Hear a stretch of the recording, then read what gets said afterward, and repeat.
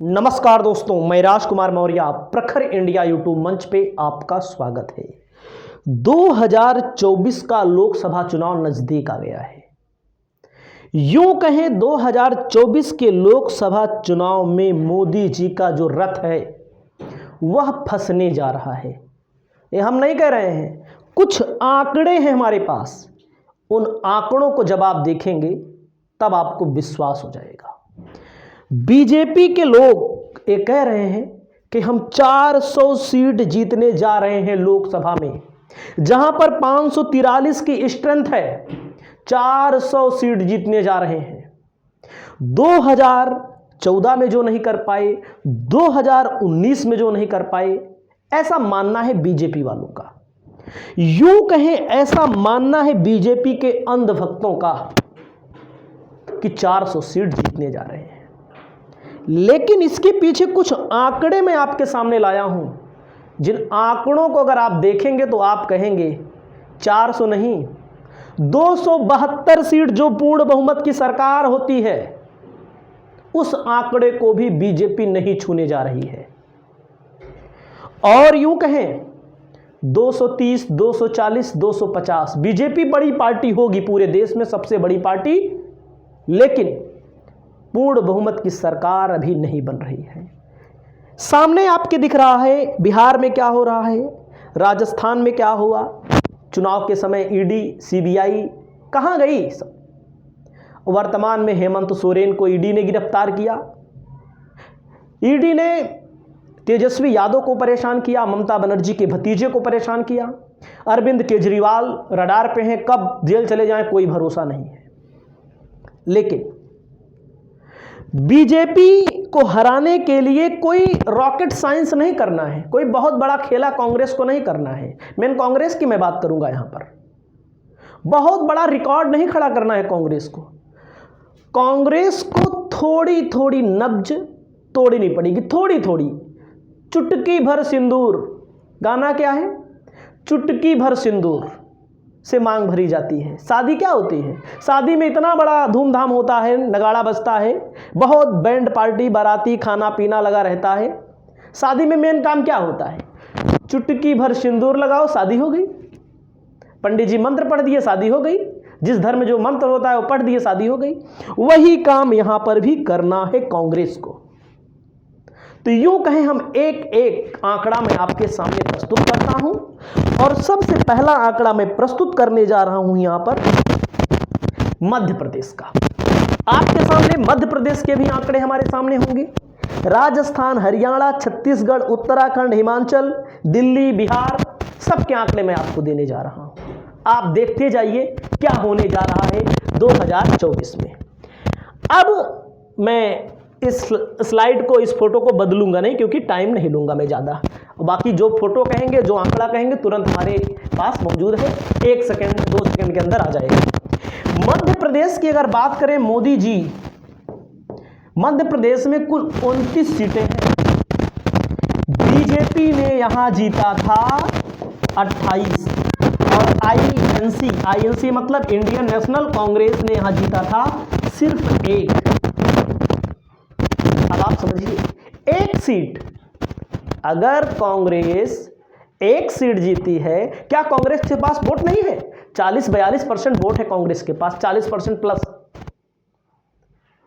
इसी 1 सीट को बढ़ा करके, चाहे वो 5 कर ले, चाहे वो 4 कर ले, चाहे वो 3 कर ले, चाहे वो 6 कर ले, यूं कहें 10 लोकसभा सीटें ऐसी हैं जहां पर अभी विधानसभा का चुनाव हुआ, कांग्रेस बढ़त में है, काफी आगे है बीजेपी से। भले कांग्रेस की सरकार नहीं बनी, कांग्रेस के पास विधायक कम बने, पिछली बार से कम विधायक जीते। कितनी सीटें हैं? 10। कौन कौन सी? छिंदवाड़ा जो पहले से कांग्रेस जीती थी, 7 में 7 कांग्रेस ने जीता है, 7 विधानसभा में 7 विधानसभा। हमारा ये मानना है कि जो विधानसभा में बीजेपी को वोट देता है, वही लोकसभा में भी बीजेपी को वोट देगा, क्योंकि वो राष्ट्रवाद के नाम पे वोट देगा। उसको महंगाई से कोई मतलब नहीं होता है, उसको मोदी जी से मतलब है, उसको योगी जी से मतलब है। अगर हम बात करें मुरैना, 5 सीट कांग्रेस जीती, 5 विधानसभा। भिंड 4, ग्वालियर 4, टीकमगढ़ 3, मंडला 5, बालाघाट 4, रतलाम 4, धार 5, खरगोन 8 में 5, यानी कि कांग्रेस यहां पर बढ़त में है 10 लोकसभा सीटें। कांग्रेस में यही चीज इस समय चल रही है। लोग कह रहे हैं कांग्रेस कर क्या रही है? कांग्रेस असली खेला तो यही कर रही है। जब प्रत्याशियों के पत्ते खुलेंगे तब ऑटोमेटिक समझ में आ जाएगा। और बीजेपी को इसी बात का डर है, भले कहे 400, लोग कभी कभी बौखलाहट में ज्यादा बोल जाते हैं, वही हाल इस समय बीजेपी में है। तो आप समझ रहे हैं कि हम क्या बोल रहे हैं। 29 में जो 28 है बीजेपी का, यही अगर 25 हो जाए, मैक्सिमम था बीजेपी, इससे ज्यादा बीजेपी नहीं पहुंच सकती। 29 नहीं जीत सकती। उत्तर भारत में ही उसका जलवा है, दक्षिण भारत में जलवा नहीं है।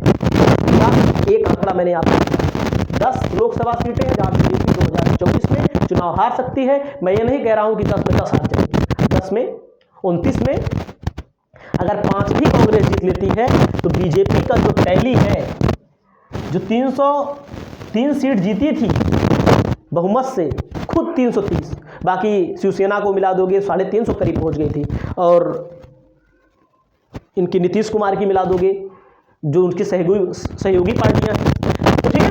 अब आप समझिएगा कितनी सीटें, 205 सीटें कम कर देती है। अगर बस 5, 10 नहीं, 5, 4, 3, 2 ही सीटें कम कर दे तब भी कम हुआ, पूर्ण बहुमत की सरकार में कम हो जाएगा।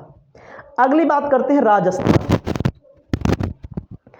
राजस्थान में 25 सीट जीती थी, 25 में 25 मोदी जी ले गए थे। क्या इस बार 25 में 25 होगा?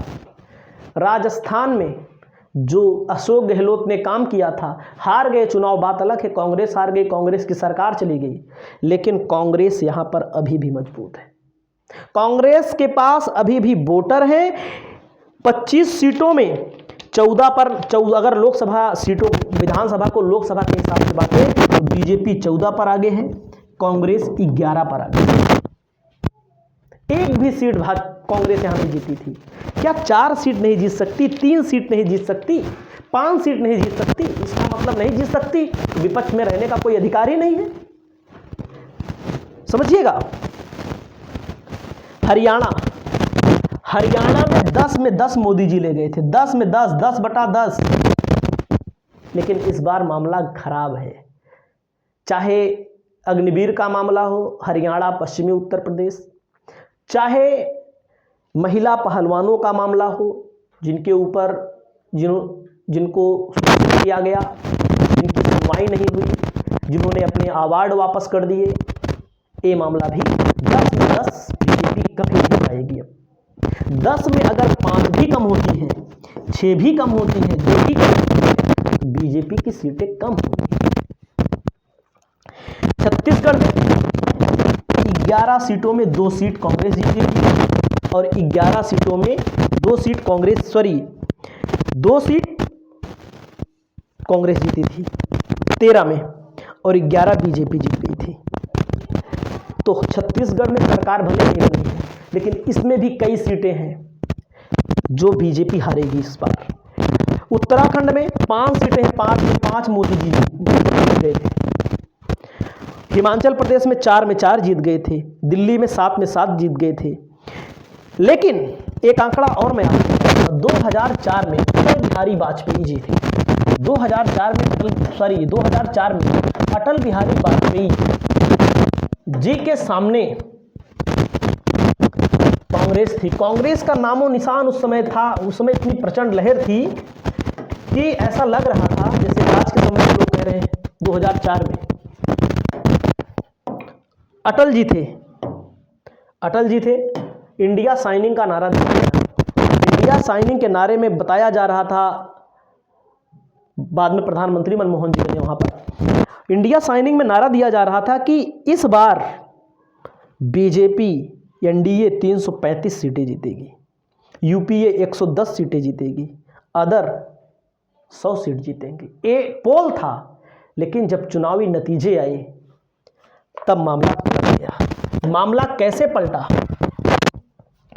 जैसे मैं बात करूं एमपी की, एमपी में 29 सीट है ना, लोग याद जान, इस बेल्ट में बीजेपी हमेशा मजबूत रही, कभी कमजोर नहीं रही है बीजेपी। चाहे उसकी सरकार रही हो कहीं नहीं। 29 सीटों में बीजेपी को कितनी सीटें मिली थी पता है? बीजेपी 29 सीटों में 4 कांग्रेस ने जीता था, बाकी जो बची 25 सीट तब भी बीजेपी जीती थी यहां पर 2004 में। राजस्थान में 25 में 21 बीजेपी जीती थी, राजस्थान में 4 सीटें कांग्रेस ने जीती थी, हरियाणा में 9 सीटें कांग्रेस ने जीती थी, छत्तीसगढ़ में 1 सीट कांग्रेस जीती थी, उत्तराखंड में 1 सीट कांग्रेस जीती थी, ये कांग्रेस का है जो 2004 में जीती थी। जितनी भी सीटें 25, हरियाणा में 10 में 9, यहीं पर प्लस हुआ था ज़्यादा। उसके बाद उत्तराखंड यूके उत्तराखंड 5 में 1 कांग्रेस जीती थी, और हिमाचल 4 में 3, हिमाचल में कांग्रेस की सरकार है हिमाचल प्रदेश में, 4 में 3 जीती थी कांग्रेस, और दिल्ली में 7 में 6 जीत गई थी, जहां पर दिल्ली में अरविंद केजरीवाल और कांग्रेस का गठबंधन है। तो कोई बहुत बड़ा तीर नहीं मानना है। बीजेपी इन जो राज्य हम बता रहे हैं 7 राज्यों में 91 सीटें आती हैं। 2004 में कांग्रेस 1-1, 2-2, 1-1, 2-2, 3-3, 4-4, 2004 में 28 सीटें जीती थी। कितना? 28 सीटें जीती थी। इसी 2004 के आंकड़े को दोहराना है, बस आसान है, और इसी की स्ट्रेटजी कांग्रेस में तैयार हो चुकी है। जब प्रत्याशियों के पत्ते खुलेंगे, बड़े नेताओं को टिकट नहीं दिया जाएगा, नए चेहरों को इस बार लड़ाया जाएगा कांग्रेस की ओर से। वहीं जो लोग कहते हैं 400 सीट, बिहार में 40 में 39 जीत गई थी बीजेपी, उसके सहयोगी घटक। क्या इस बार बिहार में 40 में 39 जीत लेंगे? भले नीतीश कुमार चले गए, कतई हो ही नहीं सकता। चाहे 2 ही सीटें कम हो, चाहे 4 सीटें कम हो, हमारे हिसाब से 15 सीटें कम से कम होंगी, ऐसा लगता है। क्योंकि विधानसभा का रिजल्ट, तेजस्वी यादव का चेहरा, विपक्ष का चेहरा, जिस हिसाब से नीतीश कुमार ने पलटी मारी है, 15 नहीं 5 अगर कम हो जाएगी तब भी बीजेपी की कम हो रही है। कर्नाटका में बीजेपी की कम हो रही है, कहाँ बीजेपी बढ़ रही है? हमको यही नहीं समझ में आ रहा है। यूपी की बात कर रहे हैं, यूपी में बीजेपी 62-64 सीट जीती थी गठबंधन के बाद, अभी भी इस आंकड़े को पार नहीं कर पाएगी। भले कहें 80 में 80 जीत लेंगे, इस आंकड़े को नहीं पार कर पाएगी, क्योंकि पश्चिमी यूपी का पूरा बेल्ट खत्म हो जाएगा, यादव लैंड खत्म हो जाएगा। 5 सीटें मान लीजिए पश्चिमी यूपी में चली जाएंगी, 5 से 7 सीटें पूर्वी में, मध्य में, और जहां यादव बेल्ट है तो बीजेपी कहां बढ़ रही है। ऐसी 51 लोकसभा सीटें थी 2019 में, जहां पर बीजेपी की जमानत जब्त हो गई थी। बीजेपी 543 सीट पर लड़ ही नहीं पाती, कोई पार्टी 543 सीटों पर नहीं लड़ती चुनाव। तो मैंने ये जो आंकड़े बताए, इन आंकड़ों में दम है, और ये आंकड़े आपको देखने को मिलेंगे।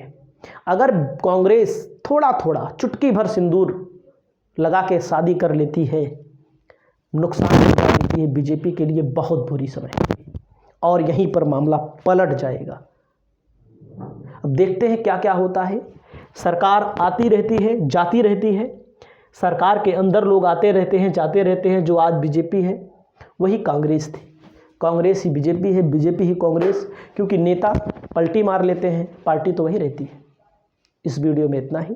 नमस्कार, जय हिंद, जय भारत, जय संविधान।